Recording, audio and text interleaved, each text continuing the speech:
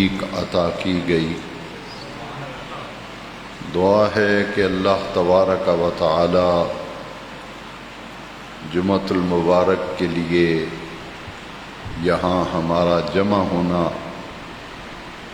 اور مسجد شریف کی حاضری اللہ کریم قبول فرمائے، اور یوم جمعۃ المبارک کے فیوض و برکات سے اللہ تبارک و تعالی سب آنے والوں کو فیض یاب فرمائے۔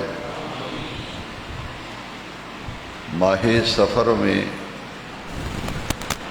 بہت سے اولیاء اللہ کے آراس مبارکہ ہیں، ان کے وصال کے دنوں پر ان کی مبارک بارگاہ میں محبتوں اور عقیدتوں کا خراج پیش کیا جاتا ہے۔ یہ وہ نفوس قدسیہ ہیں جن کو اللہ تبارک و تعالی نے جو عزتیں، جو عظمتیں اور جو رفعتیں اور درجات عطا فرمائے ہیں، ان کا ذکر رب کریم نے قرآن کریم کے متعدد مقامات پر ان کی عظمت، ان کے مقام، ان کے مرتبے اور ان کی رفعتوں کا ذکر فرمایا ہے۔ ان میں سے 11ویں پارے میں سے 11ویں رکوع میں سورہ یونس کی آیت نمبر 62 تلاوت کرنے کا شرف حاصل کیا گیا، جن کو اللہ رب العزت نے قرآن مجید میں اولیاء اللہ کے ٹائٹل سے، عنوان سے ذکر فرمایا۔ اولیاء کاملین کا دین میں مقام اور مرتبہ کیا ہے، ان کی رفعت کا نمایاں پہلو کیا ہے، ان کے ساتھ وابستہ ہونا، ان کے نقش قدم پر چلنا اور ان کی صحبت اختیار کر کے ان کی تعلیمات کو سیکھنا، سمجھنا اور اس پر عمل کر کے اپنی آخرت اور عاقبت کو بہتر بنانا اس لیے ضروری ہے کہ یہ وہ نفوس قدسیہ ہیں جنہوں نے اپنے رب کریم کو راضی کرنے کے لیے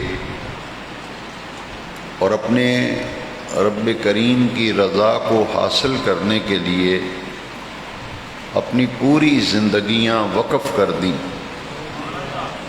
اور پوری زندگیاں اسی کام میں کھپا دیں کہ ہم اپنے آپ کو اللہ تعالیٰ کی بندگی میں، اپنے آپ کو اللہ کی فرما برداری میں دے دیں، اور پھر ان کی اگلی کوشش اور کاوش ساری زندگی یہ رہی کہ جو لوگ ہمارے ساتھ وابستہ ہو جائیں، ہماری صحبت میں آ جائیں، اور جو لوگ ہم سے تعلق رکھیں، ان کی زندگی میں بھی یہ نمایاں تبدیلی آ جائے کہ وہ حقیقی معنوں میں اپنی زندگی کے تمام معاملات کو اللہ تعالیٰ کی فرما برداری کے سپرد کر دیں۔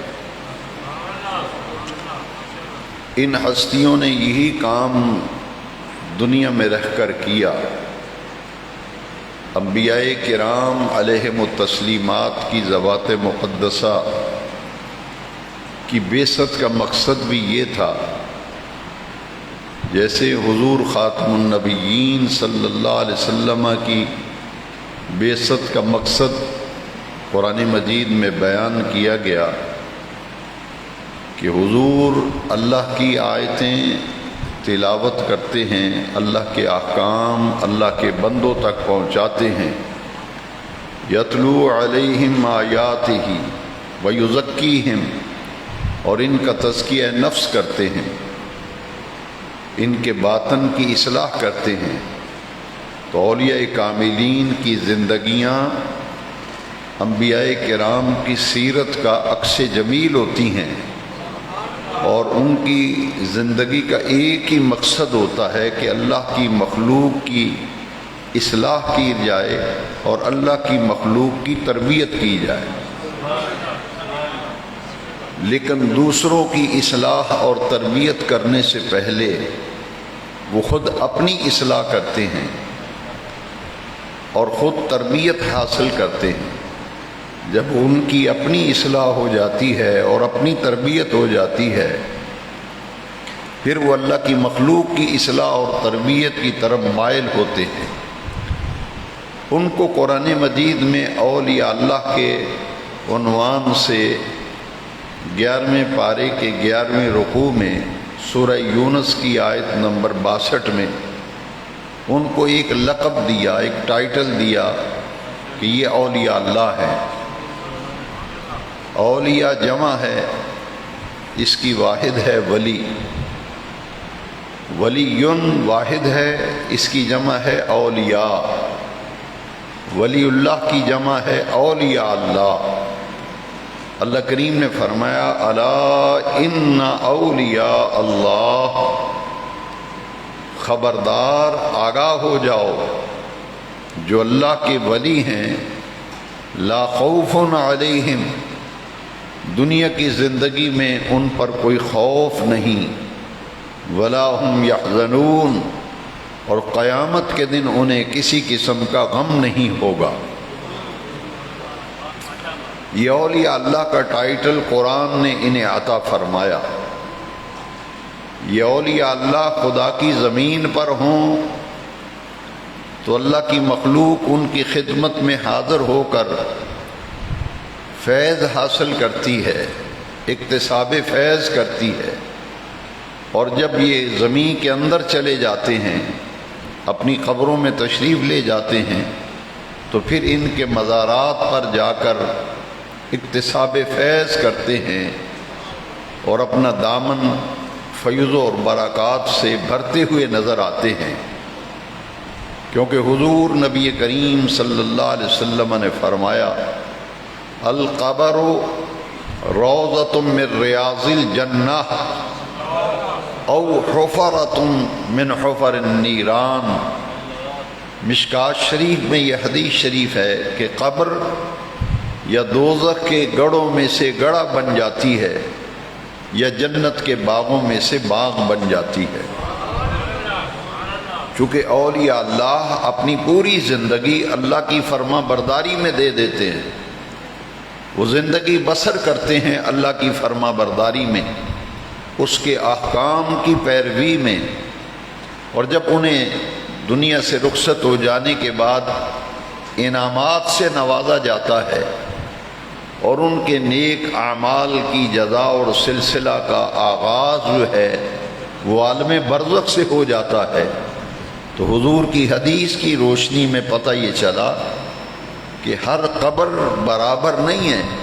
فرمایا ایک قبر وہ ہے جو دوزخ کا گڑھا بن جاتی ہے، اور ایک قبر وہ ہے جو جنت کی کیاریوں میں سے کیاری، جنت کے باغیچوں میں سے باغیچہ بن جاتی ہے۔ وہ قبور جن میں اولیاء اللہ آرام فرما ہوتے ہیں، اس حدیث شریف کی روشنی میں معلوم یہ ہوا کہ ان کی قبریں جنت کے باغ بن جاتے ہیں، جنت کے باغ بن جاتے ہیں۔ لہذا اولیاء اللہ کے مزارات پر حاضری کا ایک نمایاں پہلو سامنے یہ آتا ہے کہ یہ اللہ کے فرما بردار بندے ہیں۔ ایک وہ بندہ ہے جس نے نافرمانی میں زندگی گزاری، اور ایک وہ ہے جو فرما بردار ہے۔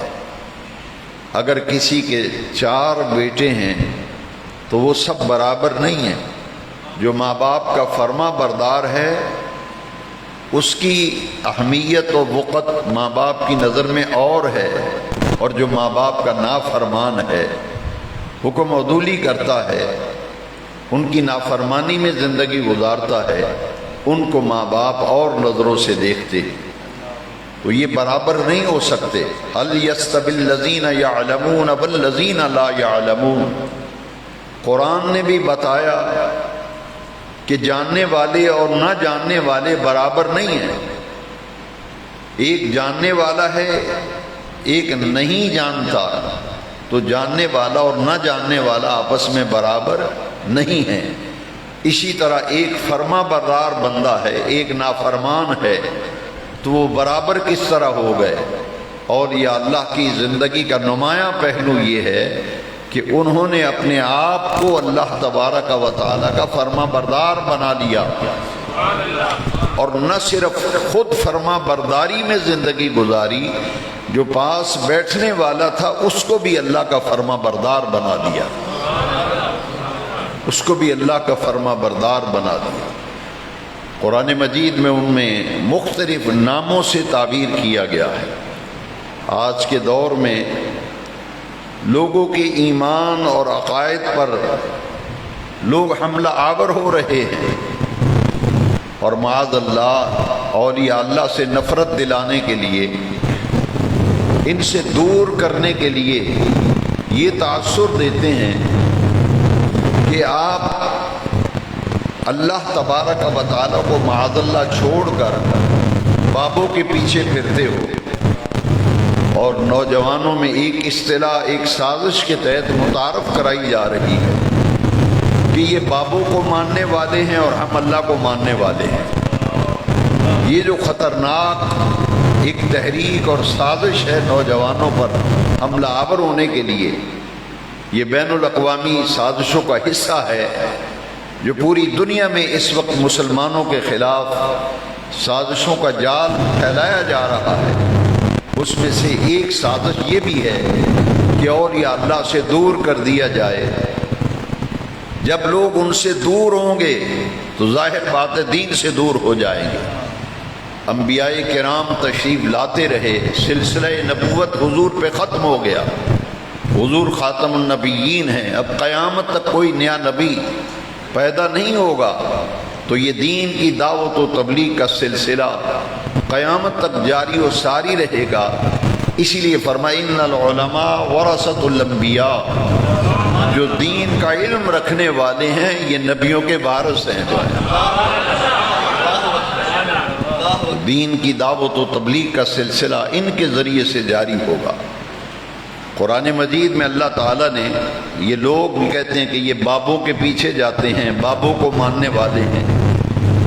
ذرا غور کیجئے، ان سے نفرت دلائی جا رہی ہے اور قرآن ان کا مقام بیان کر رہا ہے. قرآن کہتا ہے انما یخشی اللہ من عبادہ العلماء، انما یخشی اللہ من عبادہ العلماء. یہ جن سے نفرت دلائی جا رہی ہے، قرآن ان کے مقام اور رفعت و مرتبے کو بیان کر رہا ہے. فرمایا کہ اللہ سے صرف وہ ڈرتے ہیں جن کے دامن میں علم ہے.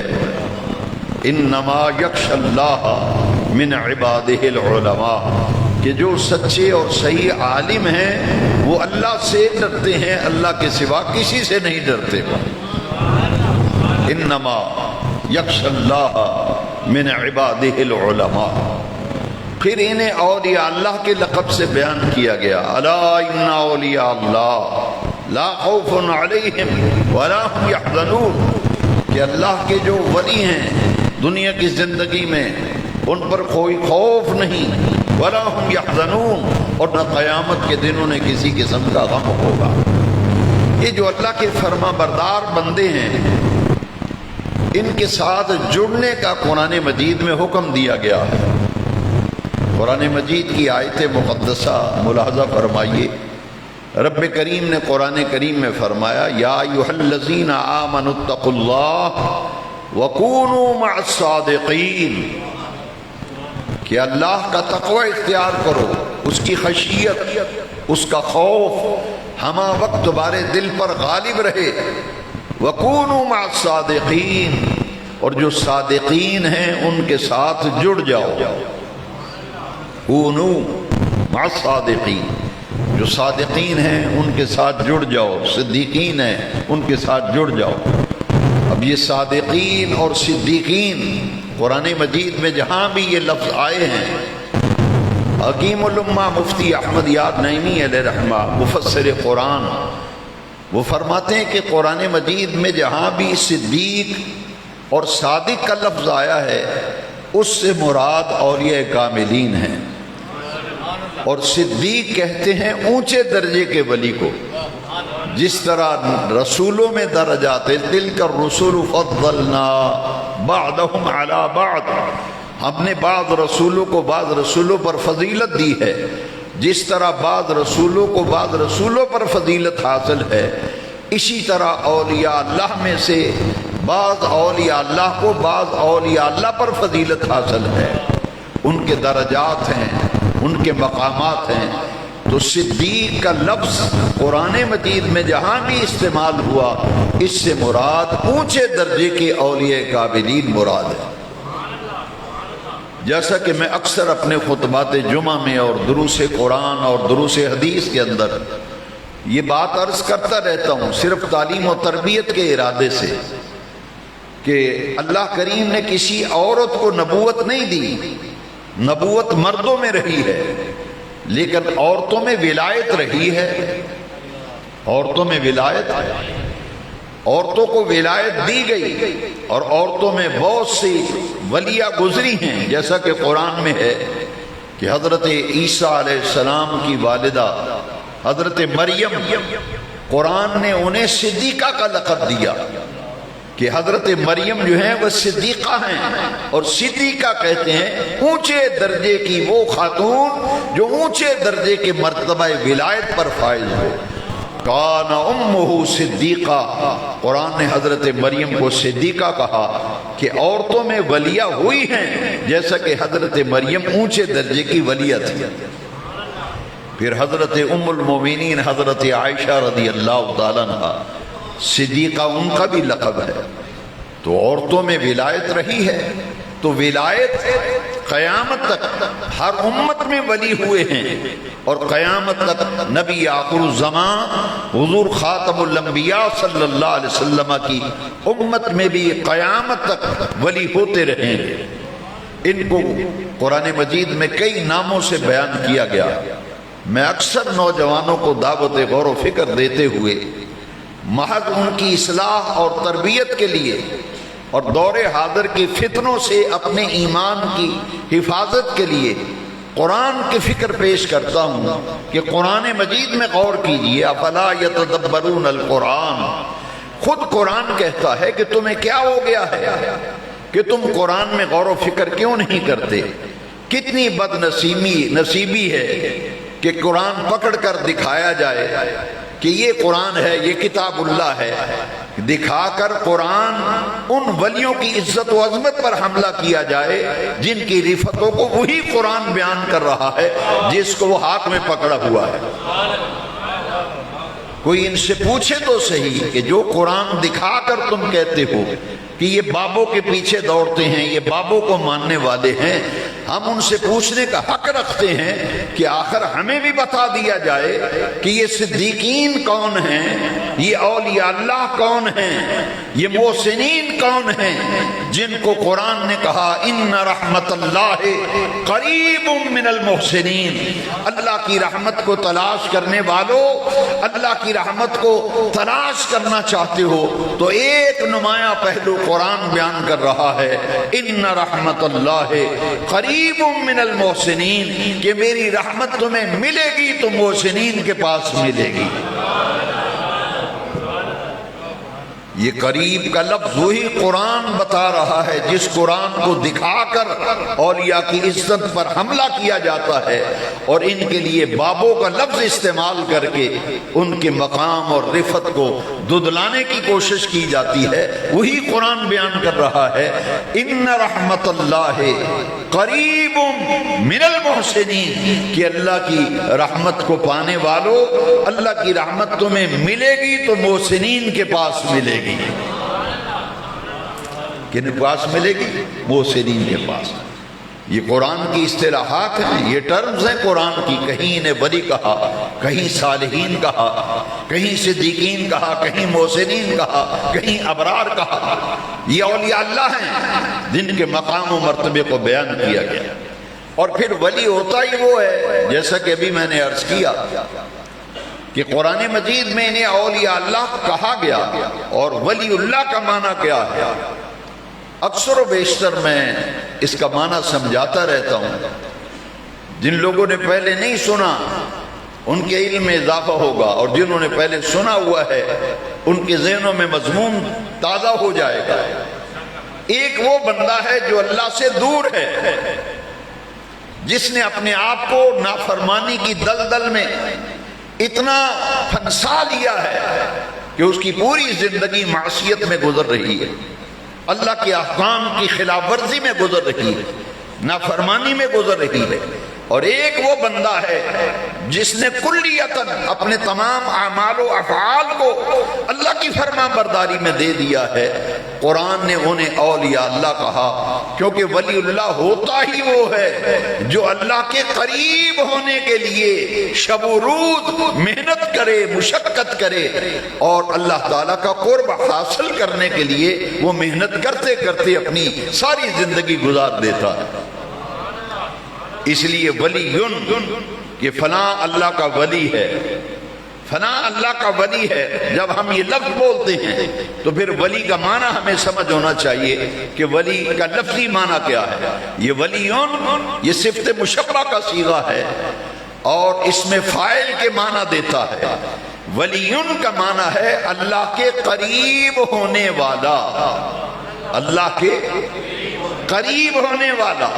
یہ اللہ کے قریب ہونے کے لیے یعنی اس کا قرب پانے کے لیے، اس کی رحمتوں کے قریب ہونے کے لیے یہ کوشش کرتے ہیں، محنت کرتے ہیں. قرآن مجید میں ان کا نقشہ بیان کیا گیا جن کو بابے کہہ کر نفرت دلائی جاتی ہے. قرآن ان کی عظمت بیان کر رہا ہے کہ دنیا والوں ان کی محبت سے غافل نہ ہو جانا. کسی بد نصیب کے کہنے پر اولیاء اللہ سے دوری مت اختیار کرنا. قرآن کہتا ہے یہ وہ لوگ ہیں والذین جاہدوا فینا لنہدینہم سبلنا. یہ وہ لوگ ہیں جو میری طرف آنے کے لیے، مجھے پانے کے لیے، میرا قرب لینے کے لیے مجاہدہ کرتے ہیں، راتوں کو جاگتے ہیں، فرائض کی پابندی کرنے کے بعد نفلوں کی کثرت کرتے ہیں، کبھی مجھے پانے کے لیے روزے رکھتے ہیں، کبھی سجدوں میں تلاش کرتے ہیں، کبھی رکوع میں تلاش کرتے ہیں، کبھی عبادت، ریاضت و اعتقاد میں تلاش کرتے ہیں. جب میری تلاش میں نکلتے ہیں اللہ فرماتا ہے لنہدینہم سبلنا، میں سارے پردے اٹھا دیتا ہوں اور اپنے راستوں کی انہیں ہدایت عطا کر دیتا ہوں.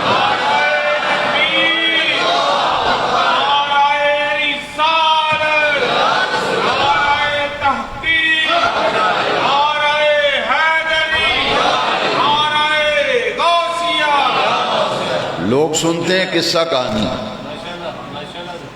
لوگ ان تقریروں کو پسند کرتے ہیں جن میں قصے ہوں، کہانیاں ہوں، اور مجھ سے بھی شکوہ کرتے ہیں کہ آپ کرامتیں بیان نہیں کرتے. میں نے کہا بھئی کرامتیں تو ہمارا ایمان ہے، انبیاء سے معجزات ظاہر ہوتے ہیں، ولیوں سے ہم بھی بیان کرتے ہیں، مگر جو بنیاد ہے اسے مضبوط کرو.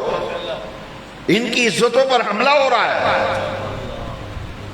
بابا کہہ کر یہ بابے ہیں، یہ بابوں کو ماننے والے ہیں. ان اولیاء اللہ سے نفرت دلائی جا رہی ہے. اب جب تک قرآن کو نہیں سمجھا جائے گا تو کیسے پتا چلے گا کہ یہ جن کے مدارات بنے ہیں، جن میں داتا گنج بخش علی بن عثمان حجویری، یہ جو غوث العظم ہیں، یہ بابا فرید الدین گنج شکر ہیں، حضرت سیدنا پیر مہر علی شاہ صاحب ہیں، یہ اولیاء کاملین ہیں. انہیں بابے کہہ کر یہ بابے ہیں، بابوں کے پیچھے جاتے ہیں، نفرت دلاتے ہو. قرآن کہتا ہے والذین جاہدوا، یہ وہ مرد کامل ہیں، یہ وہ مرد درویش ہیں جو مجھے پانے کے لیے والذین جاہدوا فینا، جو ہم میں مجاہدہ کرتے ہیں، ہمارے راستے میں مجاہدہ کرتے ہیں. لنہدینہم، ہم انہیں خود ہدایت دیتے ہیں. سبلنا، اپنے راستے ان پہ منکشف کر دیتے ہیں. کس راستے پر چل کر اللہ کے قریب ہوتا ہے بندہ؟ اللہ فرماتے ہیں ہم خود ہدایت دیتے ہیں، لَنَهْدِيَنَّهُمْ، ہم ہدایت دیتے ہیں انہیں۔ کس بات کی؟ سبولنا، سبیل راستے کو کہتے ہیں، سبل جمع ہے۔ اللہ فرماتا ہے میری طرف جو آتا ہے میں پردے ہٹاتا جاتا ہوں، اپنے راستہ بتلاتا جاتا ہوں، ان راستوں پر چل کر وہ میرے قریب آ جاتے ہیں۔ جب میرے قریب ہوتے ہیں پھر انہیں مرتبہ ولایت عطا کر دیتا ہوں۔ وَالَّذِينَ جَاهَدُوا فِينَا لَنَهْدِيَنَّهُمْ سُبُلَنَا وَإِنَّ اللَّهَ لَمَعَ الْمُحْسِنِينَ۔ یہ جنہیں بابے کہہ کے نوجوانوں میں نفرت پیدا کرتے ہو اولیاء اللہ کے بارے میں، انہیں تو قرآن محسنین کہہ رہا ہے۔ آیت ہے قرآن کی، جس قرآن کو پکڑ کر اولیاء کی عزت پہ حملہ کرتے ہو، لوگوں کو قرآن دکھا رہے ہو اور اولیاء کی عزت پہ حملہ کر، اسی قرآن کے اندر لکھا ہے ان اللہ لمع المحسنین۔ یہ آیتیں یاد کیا کرو، سیکھا کرو، سمجھا کرو۔ قرآن کہہ رہا ہے بلا شبہ اللہ تبارک و تعالی ان لوگوں کے ساتھ ہے، کون؟ جو محسنین ہیں۔ ان اللہ لمع المحسنین۔ محسنین کون ہیں؟ آئیے، یہ احسان ایک اصطلاح ہے قرآن کی۔ احسان، جبریل امین بھی آئے تھے لبادہ بشریت میں، یہ حدیث شریف حدیث کی کتابوں میں حدیث جبریل کے نام سے مشہور ہے۔ میں ان سے پوچھتا ہوں کہ حدیث جبریل پڑھو۔ جبریل ایک خوبصورت جوان کی شکل میں حضور کی مجلس میں صحبت میں آ گئے اور حضور کے گھٹنوں کے ساتھ اپنے گھٹنے لگا لیے، اپنے گھٹنے حضور کے گھٹنوں کے ساتھ مس کر لیے۔ دیکھنے میں نوجوان ہے، انسان ہے، لیکن ہے جبریل نوری مخلوق۔ گھٹنے سرکار کے گھٹنوں سے لگا کے کہتا ہے، یہ بڑی طویل حدیث ہے مگر جو موضوع سے متعلق حصہ ہے وہ میں لے رہا ہوں۔ جبریل نے سوال کیے، حضور سے پوچھا، اس لیے پوچھا کہ آقا کریم جب جواب دیں گے تو جتنے حاضرین مجلس ہیں ان کے علم میں اضافہ ہو جائے گا۔ یہ میری اور آپ کی تعلیم کے لیے جبریل نے سوال کیا تھا کہ حضور جواب دیں گے، سننے والوں کو پتہ چلے گا کہ احسان کیا ہے۔ جبریل نے جو سوال کیے ان میں سے ایک سوال میں لے رہا ہوں۔ جبریل کہتے ہیں، یہ حدیث جبریل ہے حدیث کی کتابوں میں، پوچھا مل احسان یا رسول اللہ؟ یہ جیلمی بدبخت جن کو بابے کہتا ہے اور ان کی عزت پہ حملہ کرتا ہے، ایمان سے بتاؤ یہ حدیث جبریل ذرا غور سے سنیے اور پھر اس آیت کا معنی سمجھیے۔ ان اللہ لمع المحسنین ان رحمت اللہ قریب من المحسنین۔ جبریل پوچھتے ہیں مل احسان یا رسول اللہ؟ حضور احسان کیا ہے؟ احسان کسے کہتے ہیں؟ سنیے احسان کیا ہے۔ یہ اولیاء اللہ کون ہیں؟ ان کو سمجھنے کے لیے دو آیتیں میں نے اس وقت، کیونکہ ان دونوں کے اندر احسان کا ذکر ہے۔ ان اللہ لمع المحسنین، اللہ احسان والوں کے ساتھ ہے۔ ان رحمت اللہ قریب من المحسنین، اللہ احسان والوں کے ساتھ ہے۔ آؤ اب دربار رسالت میں آپ سے پوچھتے ہیں، جبریل پوچھ رہے ہیں مل احسان یا رسول اللہ؟ اے ہمارے آقا، ہمارے ماں باپ قربان جائیں، حضور فرمائیے احسان کیا ہے؟ احسان کسے کہتے ہیں؟ جبریل سوال کر رہے ہیں، حضور جواب دے رہے ہیں۔ حضور فرماتے ہیں ان تعبد اللہ کأنک تراہ فإن لم یکن فإنہ یراک۔ احسان یہ ہے کہ جب تو اللہ کی عبادت کرے تو اس طرح عبادت کر کے اپنے رب کو دیکھ رہا ہے۔ اللہ کی عبادت اس طرح کرے کہ اپنے رب کو کأنک، گویا کہ تراہ ہو تو اللہ کو دیکھ رہا ہے۔ فَإِن لَمْ يَكُنْ فَإِنَّهُ يُرَاكَ، اگر اللہ تعالیٰ کو دیکھنے کا تصور تیرا قائم نہیں ہوتا تو پھر یہ تصور اپنے دل و دماغ پر غالب کر لے فَإِنَّهُ يُرَاكَ کہ تیرا رب تو تجھے دیکھتا ہی ہے۔ فَإِنَّهُ يُرَاكَ کا معنی ہے کہ بلا شبہ تیرا رب تجھے دیکھتا ہے، وہ تو تجھے دیکھتا ہے۔ تصور قائم کر کے تو رب کو دیکھ رہا ہے، یہ ہے احسان۔ حاضرین محترم، پتہ یہ چلا کہ احسان ایک کیفیت کا نام ہے، احسان ایک کیفیت کا نام ہے کہ رب کو دیکھ رہا ہے، یہ کیفیت نہیں تو پھر اس سے نیچا درجہ یہ ہے فَإِنَّهُ يُرَاكَ کہ تیرا رب تو تجھے دیکھتا ہی ہے۔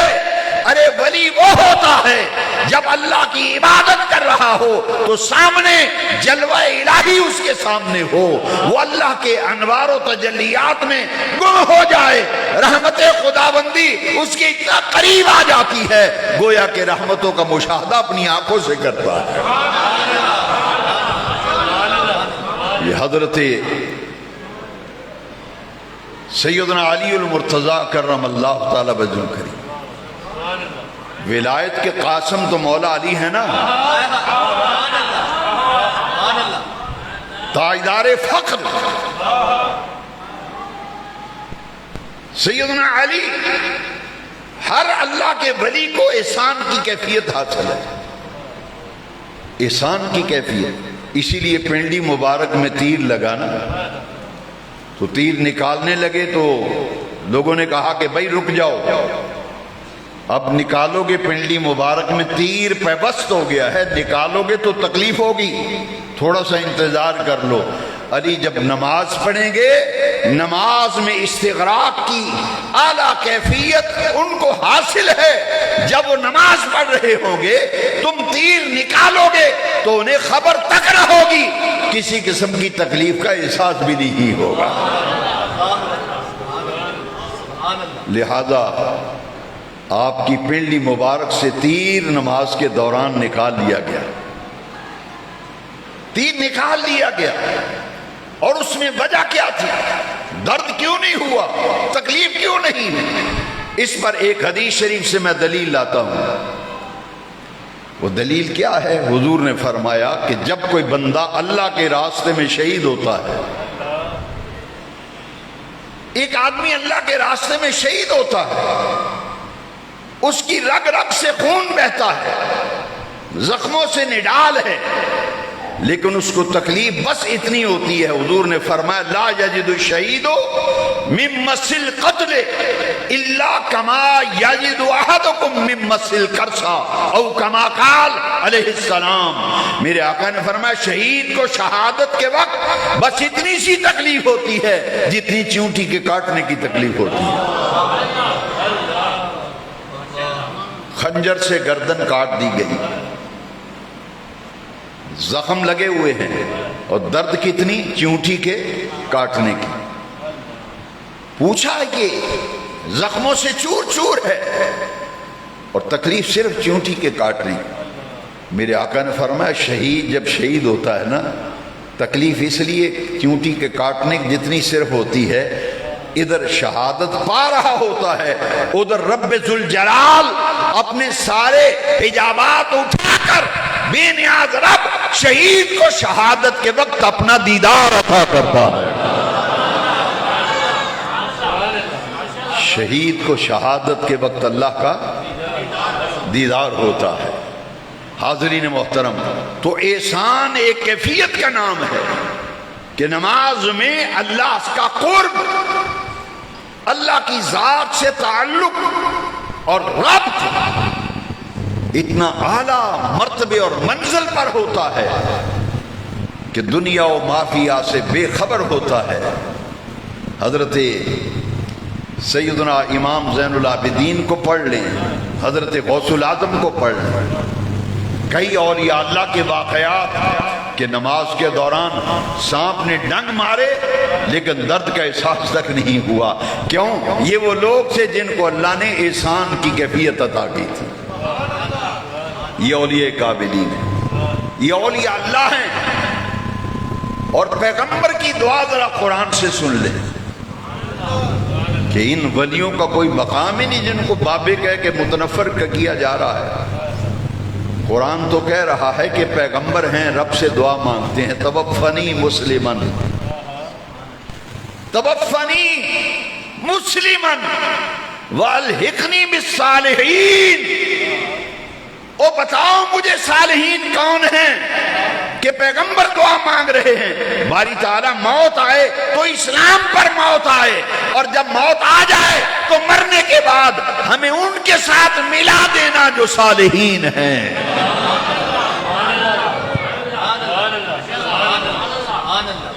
توفنی مسلمن قرآنی دعا ہے، دعا بھی پیغمبر علیہ السلام کی۔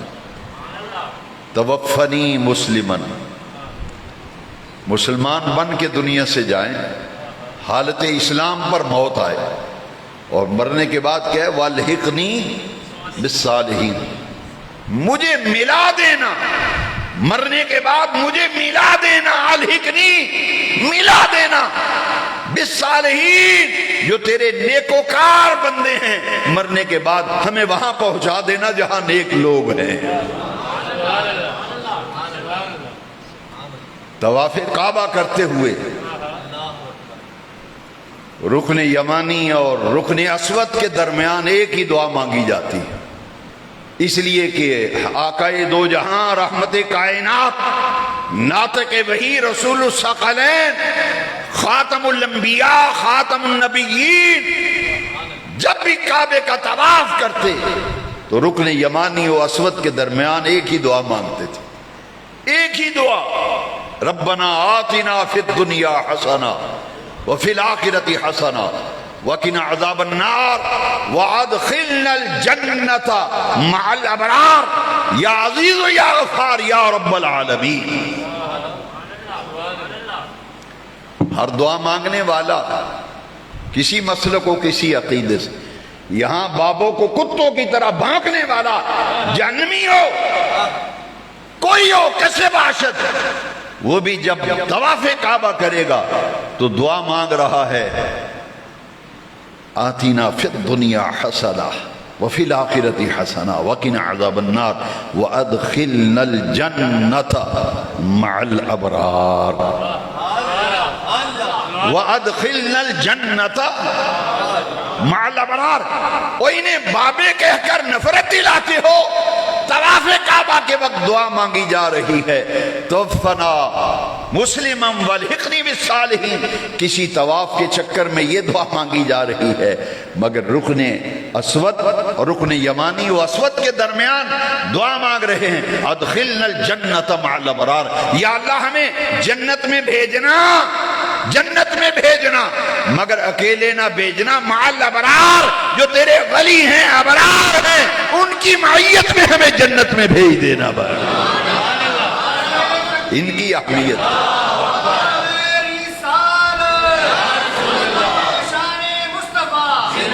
ان کی اہمیت ہے، ان کا یہ مقام ہے کہ رب کے گھر کے سائے میں کھڑے ہو کر، بیت اللہ کے دروازے کے سامنے کھڑے ہو کر کہہ رہے ہیں ادخلنا الجنۃ مع الابرار، یا اللہ ہمیں جنت میں بھیجنا، مگر اکیلے نہ بھیجنا، مع الابرار، جو ابرار ہیں ان کی معیت میں ہمیں جنت میں بھیجنا۔ کہیں لمع المحسنین کا لفظ آ رہا، ان رحمت اللہ قریب من المحسنین، ان اللہ لمع المحسنین، یہاں کہہ رہے ہیں ادخلنا الجنۃ مع الابرار، اور ان کی کوئی اہمیت ہے نا، تبھی تو کہہ رہے ہیں یا اللہ جنت میں ضرور بھیجنا، ضرور بھیجنا، مگر ایک ہماری دعا ہے، ایک آرزو ہے، ہم اکیلے نہ جائیں، تیرے ولیوں کی سنگت و معیت میں ہم جنت میں جائیں۔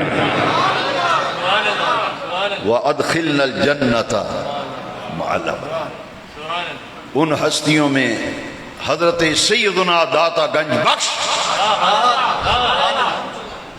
علی بن عثمان الحجویری رضی اللہ عنہ، جو سن 400 ہجری میں پیدا ہوئے اور 465 ہجری میں آپ کا وصال ہوا۔ حضرت سیدنا داتا گنج بخش علیہ الرحمہ 1000 سال ہونے کو ہے ان کو دنیا سے پردہ فرمائے ہوئے. اندازہ فرمائیں یہ وہ حضرت داتا گنج بخش ہیں علی بن عثمان حجویری جو افغانستان کے رہنے والے ہیں، افغانستان سے آئے تھے، اور جس محلے میں آپ رہتے تھے غزنی، بعض لوگ کہتے ہیں کہ بستی کا نام غزنی تھا، بعض کہتے ہیں وہ محلہ جو ہے اس کا نام غزنی تھا. وہاں سے تشریف لائے، اور اللہ والے خود نہیں آتے، ان کی ڈیوٹیاں لگتی ہیں. حضرت خواجہ معین الدین چشتی بغداد سے آئے تھے. کہاں گئے؟ اجوستان میں گئے، ہندوستان میں، اور 90 لاکھ ہندوؤں کو کلمہ پڑھایا، 90 لاکھ کافروں کو مسلمان کیا. حضرت خواجہ معین الدین، اور معین الدین اجمیری وہ ہیں جنہوں نے حضرت داتا صاحب کے مزار پر 40 دن اعتکاف کیا تھا، کیونکہ حضرت غوث العظم نے فرمایا تھا معین الدین ہندوستان جا رہے ہو تو راوی کے کنارے ایک مرد درویش کی مرقد ہے، ان سے اجازت لے کر ہندوستان میں داخل ہونا. 40 دن اعتکاف کیا، اور وہ حجرہ آج بھی موجود ہے جس پر آج بھی لکھا ہوا ہے یہ حجرہ اعتکاف ہے.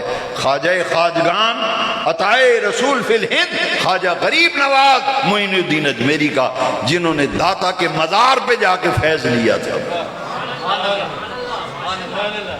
اور داتا گنج بخش اتنے پائے کے بزرگ ہیں کہ حضرت غوث العظم نے فرمایا اگر میں علی بن عثمان حجویری کے زمانے کو پاتا تو میں ان کا مرید ہو جاتا. غوث العظم فرما رہے ہیں. اور جنہوں نے فیض لیا ایسے نہیں لیا. حضرت داتا صاحب کے بھی پیر تھے، حضرت ابو الحسن، شیخ ابو الحسن، شیخ ابو الفضل، شیخ ابو الفضل محمد بن الحسن الختلی، یہ حضرت داتا صاحب کے پیر و مرشد ہیں. اور یہ کہاں رہتے تھے؟ دمشق میں، شام میں. دمشق شام کا ایک شہر دار الخلافہ ہے دمشق. وہاں ایک پہاڑی کے اوپر غار ہے جس کا نام ہے بیت الجن. اس غار کے آس پاس جنات کا بسیرا ہے. حضرت داتا گنج بخش اس غار کے اندر تشریف لے گئے، اور حضرت شیخ ابو الفضل محمد بن الحسن الختلی علیہ الرحمہ اس غار میں اللہ کی عبادت کر رہے تھے. وہاں جا کر آپ بیعت ہوئے. حضرت داتا صاحب نے جب بیعت کی تو فرمایا اے علی حجویری جاؤ، تمہاری ڈیوٹی لاہور لگا دی گئی ہے، راوی کے کنارہ تمہارے لیے مختص کر دیا گیا ہے، وہاں ڈیرا لگاؤ اور اللہ کا دین پھیلاؤ، لوگوں کو اللہ سے ملاؤ.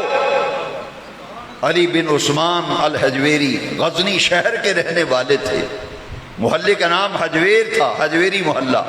وہاں سے آپ تشریف لائے لاہور، راوی کے کنارے ڈیرا لگایا.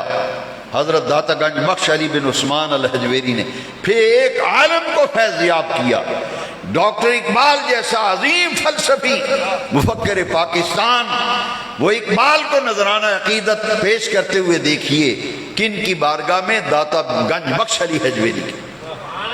روزانہ ڈاکٹر اقبال داتا صاحب کے مزار پہ حاضری دیتے تھے. بلا ناغہ فجر کی نماز داتا صاحب کے مزار پہ، وہاں 1.25 پارہ قرآن کی تلاوت کرتے، پھر گھر تشریف لے جاتے.